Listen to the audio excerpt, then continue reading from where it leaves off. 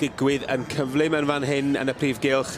Yn yr adran ec yn Rhan Deheuol, mae gwobrau wedi cael ei cyflwyno yn fannu i'r dosbarth eto i'r cysig y fagu iau 47 oed, ac yn ennill y dosbarth yma mae brydfa Menai Peter ac Ann Jones gyda Menai Lady Constantine.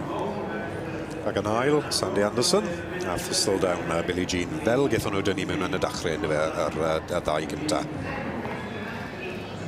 Ac yn drydydd, Costa Jubilee. Lady Constantine ar enillydd wrth gwrs, Menai y Cadernid y tad, Menai Lady Conspicuous, gaseg enwog iawn, y fam. Ac yn ail, Thistledown Billie Jean, pa fod i'n Darius y tad, Popsters Mamma Mia a gaseg.